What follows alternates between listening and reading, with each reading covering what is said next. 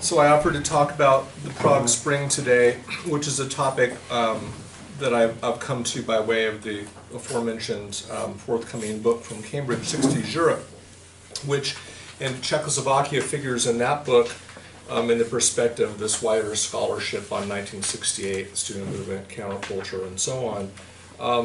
And that scholarship has really solidified in the last 12 years, so it really started to come together in 2008 with the 40th anniversary, and now in 2018 with the 50th anniversary.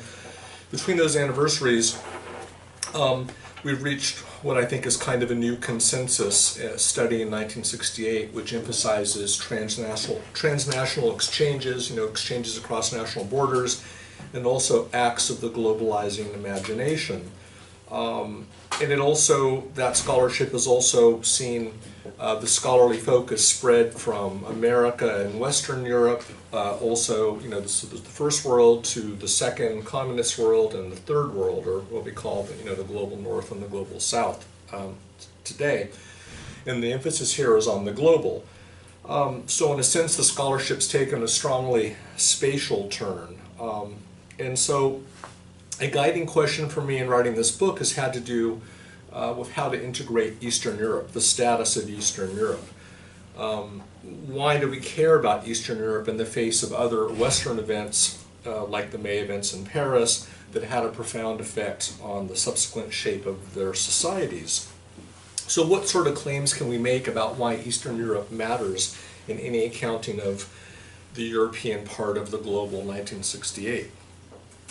So several answers have been put forward to this question. So first there's the idea that 1968 in Eastern Europe, or in terms of today's lecture in Czechoslovakia, it matters because it was a moment when reformers put aside their illusions and embraced liberal democracy. In other words, 1968 in Eastern Europe matters because it's an end point that opens up to a new beginning, culminating in 1989 with the fall of communism. A second explanation about why it matters is because scholars are arguing now that we need to take attempts to build a socialist modernity in Eastern Europe on their own terms. That is, to look at Eastern Europe not through a Western lens, but through a lens that privileges what they were actually trying to do there. And so here the call is to avoid the mistake, in the words of one scholar, projecting liberal subjectivity onto non-liberal subjects. That is, not to make the mistake of seeing Eastern European countries as deficient against a normative Western model. And this approach has some merit, although it usually stops short of scrutinizing the content of the supposedly socialist modernity. And a third big argument which I share about why 1968 in the East matters and matters in Czechoslovakia is because you can plainly see the shape of a 1968 type event in Eastern Europe, especially in the realm of culture. They read Marcuse, they saw the musical Hair, they saw performances by the Living Theater, they saw movies like Easy Rider, they had hippies, they embraced Mao, they protested the war in Vietnam, and students became critical new actors demanding, in alliance with older intellectuals, that society live up to its high rhetoric. So there's a bunch of ways in which what a former student of mine calls derisively the checklist approach. She refers to it derisively because she works on Bangladesh, and so she struggles with the question of whether a checklist is sufficient to say that something's part of this global 1968. But the argument here is that there's something in Eastern Europe that looks like 68 in the West, therefore we have to take it seriously, even if it doesn't ignite in the same way as the Paris events or the creeping May in Italy or the extra-parliamentary scene in West Germany or wherever. So I definitely share this approach, although I'm beginning to find it wanting in ways that I'll talk about. And really, in this new book, and thinking about why Eastern Europe matters, I've come to kind of a fourth position, which involves understanding these 1960s social struggles in Eastern Europe as attempts to deal with classical dilemmas about the organization of human society, revolutionary dilemmas, as I call them, because they bear on the question of who holds political and social power, on whose behalf, pursuing which goals and using which means. And so to answer these questions requires us to not just take a spatial perspective that shows how things spread across borders and how everyone imagined themselves globally, but to also think historically about, in this case, the history of Czechoslovakia, but also about the history of the left in Europe more generally. So let's begin by looking briefly at the history of the events in Czechoslovakia. First, we have to not forget, when thinking about the Prague Spring, that Czechoslovakia was an early and robust contender in post-war efforts to find an alternative to capitalism. There is a reason why communism succeeded quickly and easily in the CSSR. It's because people supported it. Why did they support it? First, Czechoslovakia had a greater reservoir of democratic tradition than any other state socialist country. It also had a highly developed pre-war socialist tradition. Indeed, you could argue that the two went hand in hand. The soil was more fertile for communism in Czechoslovakia than elsewhere in Eastern Europe, in part because of the brutality of the Nazi occupation, because of the way that the liberal democracies betrayed Czechoslovakia and allowed it to get into the hands of the Nazis to begin with. The communists played an important role in the wartime resistance, and of course it was the Soviet Union and not the liberal democracies that ultimately delivered the country from the grip of fascism. So to understand what the Prague Spring means in the context of 1968 in Europe, we have to take account of two facts. Even when the communism squandered its initial goodwill, which it did through a vicious repression in the 1950s with show trials and so on, critics in Czechoslovakia still did not look to capitalism, but to alternative sources of socialist theory and practice as the answer to their problems. And two, this most important aspect of the Prague Spring, the search for left alternatives, didn't really arise out of thin air, but it was a continuation of a long-standing indigenous conversation about how to achieve socialist democracy. So the basic narrative is probably familiar to all of you. There's the coup in 1948 where the communists, with lots of popular support, seize power. Then they turn it the Stalinist style into a nightmare regime characterized by show trials and executions in the 1950s. They're the beginning of reform currents at the beginning of the 1960s among writers, students, and party intellectuals. Then there's the Prague Spring, the so-called Prague Spring of spring 1968, and this movement coming from within the Communist Party for reform. This is squelched by the Soviet invasion in August, and then there's this period of so-called normalization that takes place, over the course of 1969, which basically normalization here means re-Stalinization, right? So the Prague Spring is associated with the promotion of Alexander Dubcek to first secretary of the Communist Party. This happens in January '68, and the Communist Party develops its so-called action program, right? And the action program is a program of democratization under the auspices of the Communist Party, which is also a technocratic program of economic reform, that plays with ideas of worker self-management and so on and so forth. But what it really does, first and foremost, and what's really important about what it does in the beginning, is it liberalizes the sphere of the press, right, and the sort of allows a public sphere to develop in Czechoslovakia. This is already developing a little bit at the beginning of the 60s. There's the famous Kafka conference in 1963, where the writers basically, under Eduard Goldstucker, sort of position Kafka as a anti-authoritarian author, claim him as a critic of capitalist alienation, and implicitly claim him on behalf of a new humanist socialism. So there's this current of wanting to humanize socialism, obviously thus the term socialism with a human face that we associate with the Prague Spring. By the time of the Writers' Congress in 1967, there's really a liberal democratic public sphere beginning to emerge in Czechoslovakia, and film, music, and theater are becoming key sites for the expression of nonconformist values. So there's constant, repeated calls for the abolition of censorship, which is accomplished in stages and is kind of complete by March 1968. And at the aforementioned Writers' Congress in 1967, some of the main writers like Milan Kundera, Václav Havel, Ludwig Vakulik issue politically charged calls for relaxation of restrictions on free expression. And this helps drive this process from within the Communist Party to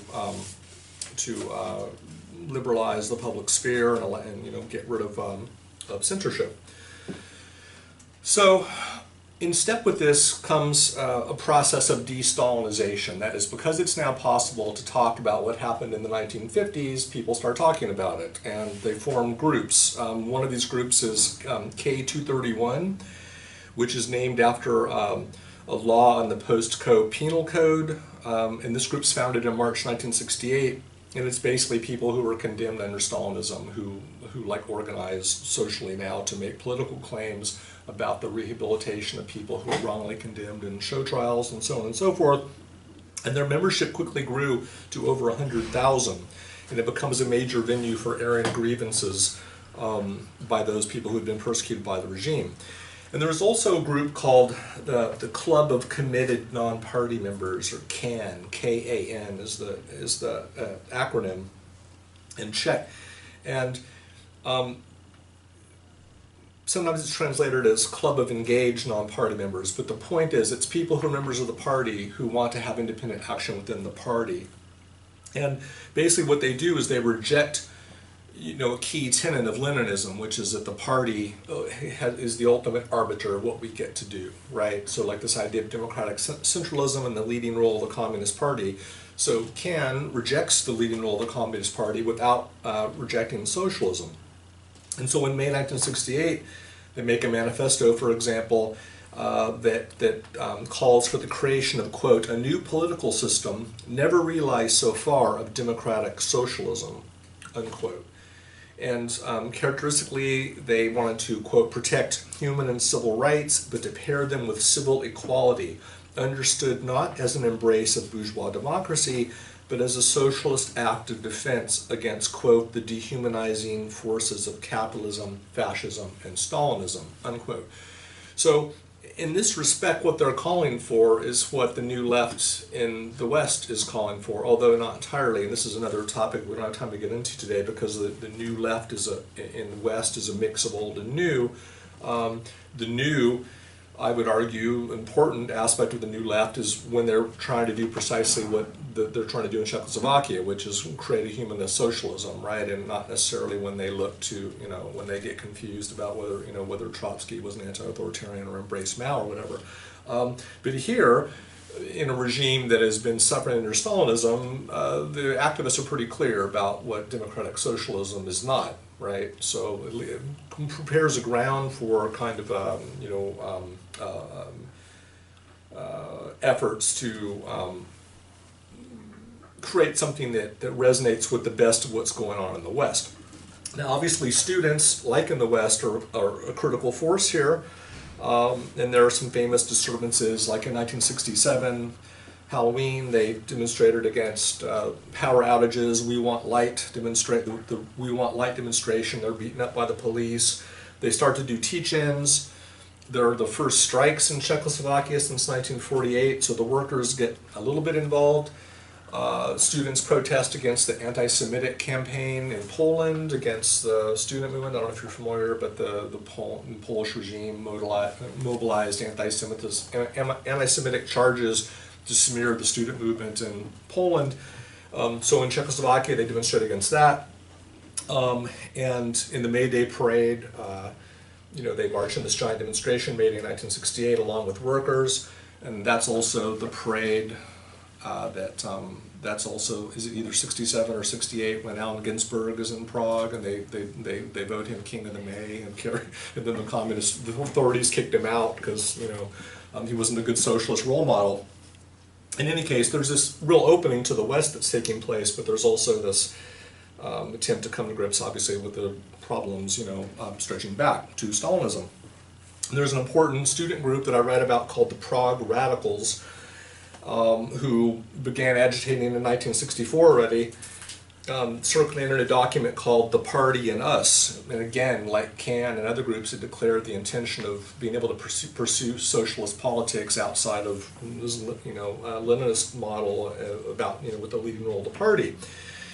And of course, they also engaged with the Third World, and one of their leaders even went to the Chinese embassy to find out, what Maoism was all about, because in the Eastern setting, Maoism seemed kind of as an anti-authoritarian, a blow against Stalinism, right? Even though they don't have a good understanding, similar to the West, I would argue, about what Maoism actually entails. One of the most famous documents that comes out of this is the 2,000 Words, which you may have heard about by Ludwig Vekulik. And before this comes out, it comes out in June '68, and the party, the Communist Party, even though it has the action program, it's kind of confused about where it stands with respect to tendencies to its left. So when Vekulik comes out and says in this document, he writes, for example, the chief sin and deception of these rulers, meaning the Communist Party prior to the action program, was to have explained their own whims as the will of the workers. Every worker knows they had virtually no say in anything, unquote. Right? So it's this very strong statement, again, challenging the leading role of the Communist Party in producing socialism. And he concludes in the document, which was signed by a lot of other luminaries, quote, the Czechoslovakian people have their own right to define their way to socialism, unquote, right? So this is like the key claim, basically, of the Prague Spring, I would argue, that it's possible to pursue socialism outside of this Leninist model. And Dubcek and the Technocratic Reformers in the Communist Party were not happy about the 2,000 Words, because it put them in a dangerous position vis-a-vis the Soviets, obviously, but also because the approach that they were taking in their reform was kind of a technocratic approach. Like, for example, Oda Sik, who was one of the main theorists of this trend, talked about workers' control, which is a big buzz phrase on both sides of the Iron Curtain in the 60s, right? But it means different things in different settings. And so for Oda Sik, it kind of meant market socialism. We'll have to actually make the workers in the factories be responsible to market forces, which is not necessarily what the workers in the factories think workers' control is, right? So, the fact that workers were skeptical about this, they were skeptical of the whole reform process. So one of the things they did was they formed workers' committees for the defense of press freedom, starting in April 1968. They founded these committees in factories, like in the Ostrava nitrogen works, for example. And in that setting, they wrote, the suppression of censorship has played a very important part in the rapid development of the political life in Czechoslovakia in the direction of democracy. But there are other voices which are saying that the democratization process has dangerously invaded the frontiers of Czechoslovakia and the Communist Party, the prerogatives of the Communist Party. All this is happening in a situation in which censorship has been suspended but not abolished, in which no guarantees of the freedom of the press exist apart from the benevolent attitude of Comrade Dubcek and other progressive comrades on the Central Committee, unquote. So they go on to claim that freedom of the press is a basic civil right that must be proactively defended because it can be revoked at any time. So they're doing this.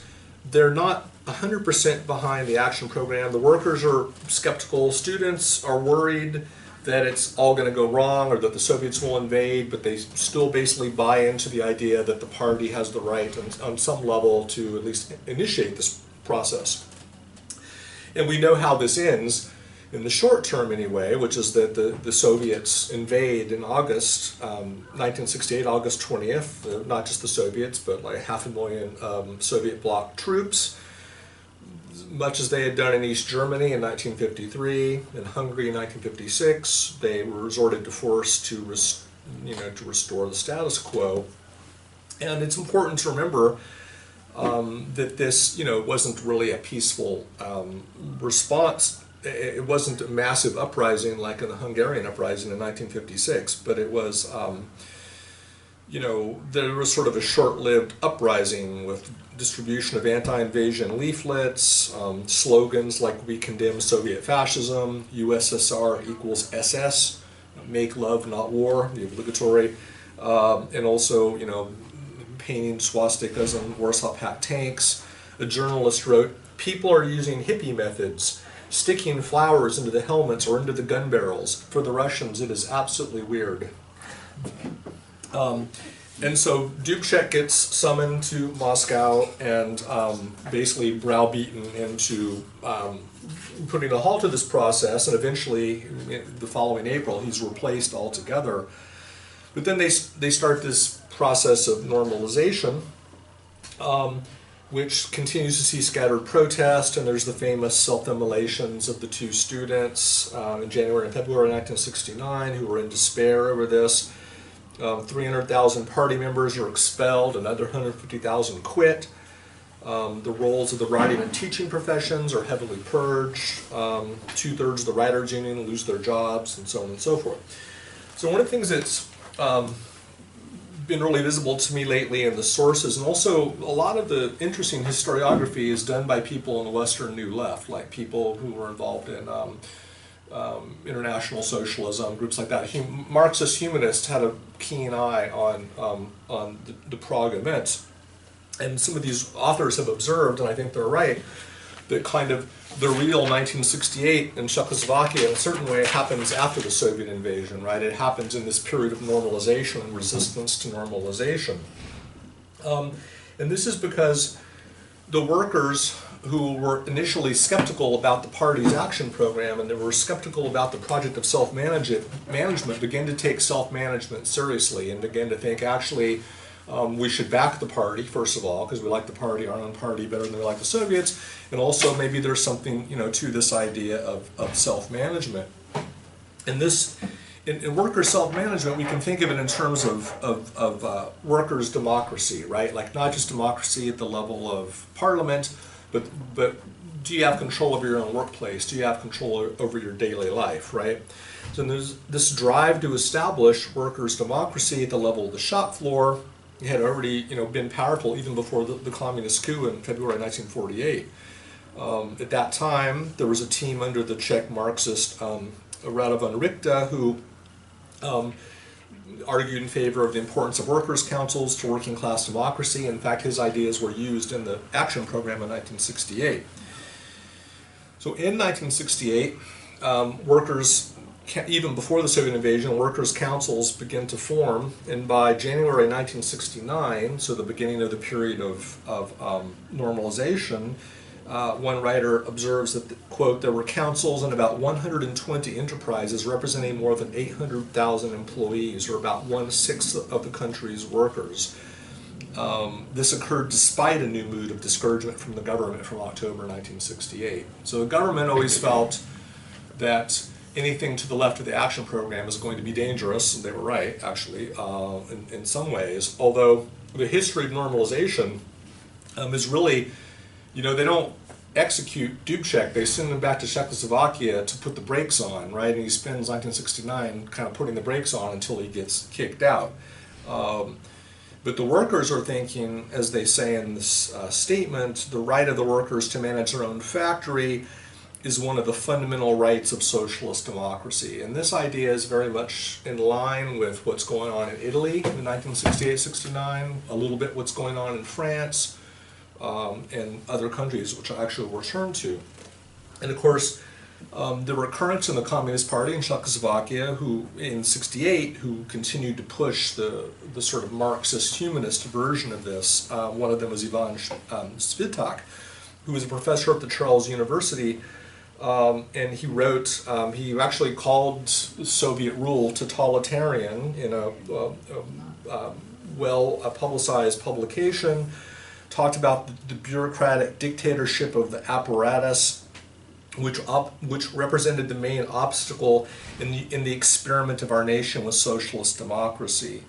And he argued that the role of the party, enshrined in Leninist orthodoxy, had, quote, no theoretical support in the works of Karl Marx, unquote. At the moment that this is happening, so the he's writing those words in 1968. In 1969, when the workers' councils really get going, students also become more radical and start to drop their illusions about whether the Communist Party can push through their program. So there's a group called the Movement of Revolutionary Youth who publish a major document collection called Bureaucracy No, Revolution Yes. And bureaucracy in this context refers to Soviet communism, basically. It's a sort of synonym for that, right? Which they clandestinely distributed in a run of 1,000 copies. And it's interesting here what's included in the collection. It's the writings of early Bolsheviks like Bukharin, Kollontai, and Trotsky, Milovan Dija's insider critique of the Yugoslavian communist bureaucracy, the new class, also the program of the French group Socialism or Barbarism, and also the demands of the Polish and Hungarian workers' councils, and also Kuran and Modzelewski's open letter to the party from Poland, right? So they cribbed not only from the history of sort of oppositional Bolshevism, but also from all the currents that are going on in the East, not only in 1968, but in 1956, which is a point I'll return to in a second. So again, the movement of revolutionary youth rejects the leading role of the party. They call for worker self-management.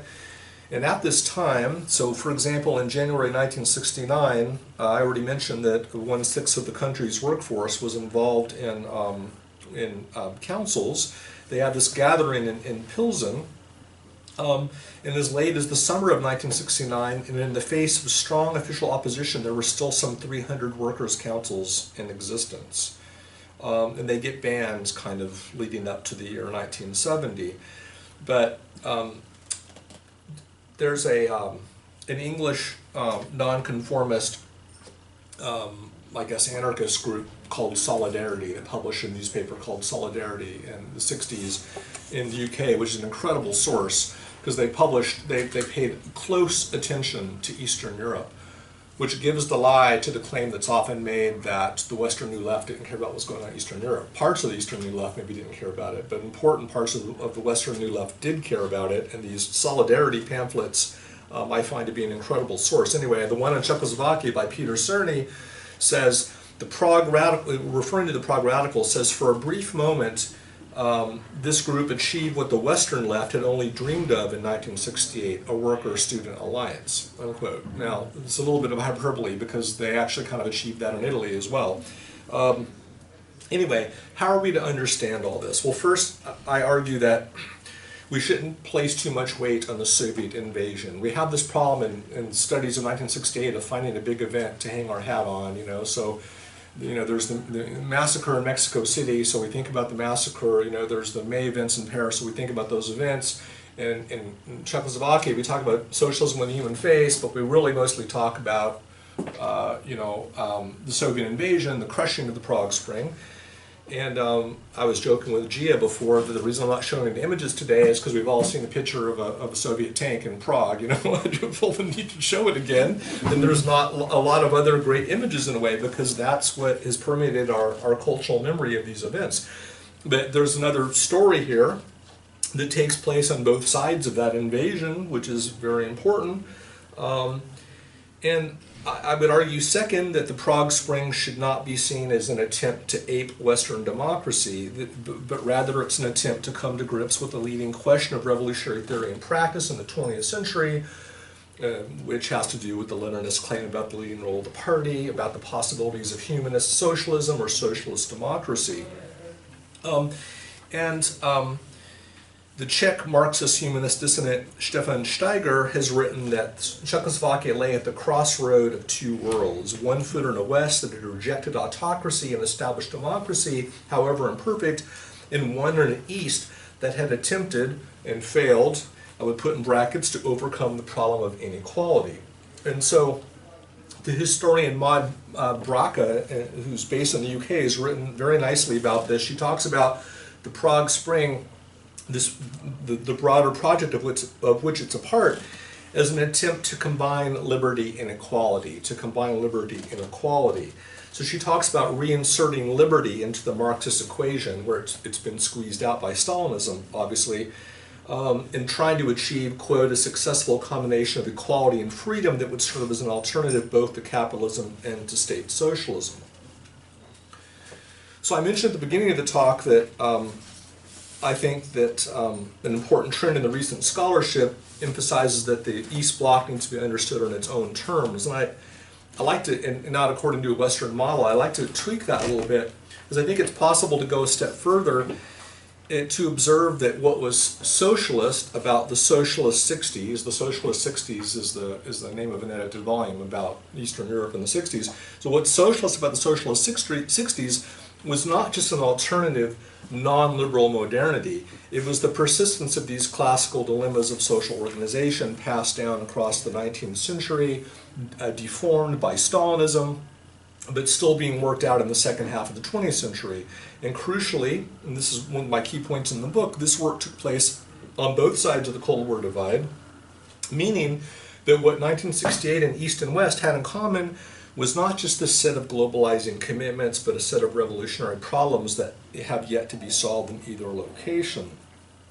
And so I argue that, you know, the Prague Spring's attempted synthesis of equality and freedom was not just an effort to link up with stuff going on in the West, but it was an attempt to fulfill the promises of 1956 in the East. 1956, you'll recall, was the events in Poland where Gomulka comes in as a reformer. He later ends up not being a reformer, but the students are very much trying to push this line of workers' democracy. The workers allied with students. 1956 is the year of the Hungarian uprising, where they have formed the Workers' Council of Greater Budapest, and there's serious efforts to create a social revolution from the ground up in Hungary. And in all these incidences, workers' democracy and workers' self-management were key. So I argue now, I didn't think about this before until I really got into this book, that you can't really talk about 68 in Eastern Europe unless you talk about 56. The 50s have to be there, because the 50s is when they're already trying to do this stuff, right?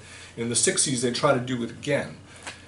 And so more and more, I feel like that's the important 68 stuff, you know. I think we've now adequately proven, I've helped prove myself, that, you know, Marcuse and Mao, hair and hippies and all that was all over, right? It was everywhere. In the 60s, it was global in that respect. And of course, we can do reception history and talk about how they received it and what it linked up with locally.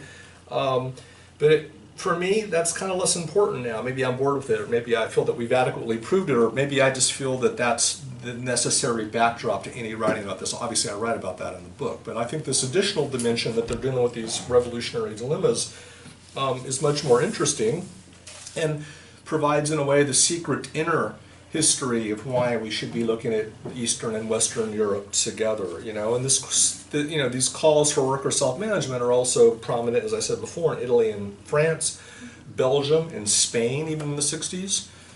Gerd Renner-Horn has written an excellent essay about the working class dimension of 1968, which I highly recommend, and he also, it's basically kind of a chapter from his Spirit of 68 book. But anyway, I argue that Eastern Europe isn't important to the 60s story because they read Marcuse and saw hair. It's because they were dealing with these classical dilemmas. And here, this oft-repeated interpretation that holds East Bloc rebels to be authentic freedom fighters against communist tyranny, and those in the West to be spoiled children, ungrateful for the benefits of capitalism and liberal democracy, doesn't really hold any scholarly interest. It's ahistorical, and it's got, obviously, that claim has a political purpose. I mean, that argument ignores, first, that millions of people in the East Bloc oppose capitalism and aspire to a democratic socialism that had been denied them by Stalinism. And it's completely unsurprising that communism wore out its welcome in Eastern Europe during the 4 decades it was in power there, because it's based on a wrong path in history represented by Bolshevism, I would argue, but that's another story. But, you know, the Czech communist dissident Ludwig Vakulik, in his 2,000 words, said this, which I quote in the book: "Most of the people of Czechoslovakia optimistically accepted the socialist program, but its direction got into the wrong people's hands," which I think is very appropriate. The second point I want to make here is that the so-called bourgeois freedoms that Eastern activists struggled for, freedom of speech, assembly, and so on, are not historically guaranteed under capitalism. They had to be fought for under capitalism as well. It's becoming increasingly clear at the beginning of the 21st century that capitalism and authoritarianism are by no means mutually exclusive, right? So to claim that, you know, that this sort of like Cold War teleology that ends up in 1989 is being challenged from a bunch of directions, but I think this is one direction it needs to be challenged from. And you know, just as a brief aside, in the book I posit the idea of three zones of Europe. So the capitalist democratic zone, the state socialist, you know, zone, Eastern Europe, and also authoritarian capitalist zone, which would be obviously Greece under the Colonels from 1967, and is also Portugal and Spain, right? So it's again here, you know, there's a disjuncture between or around this idea of the bourgeois freedoms, because they don't function the same way even under capitalist regimes. Yeah, so I would say in conclusion then, I think for all these reasons, I think the Prague Spring matters a lot today. It matters in the scholarship in the 60s in the ways I've described, and I don't think that these issues have been resolved, and we're seeing that right now with the rise of global populism, and you'll forgive me for using the term that we discussed as being problematic earlier, populism, that being populism. Matthew will forgive me. In any case, that's what I have to say today. So thanks for listening.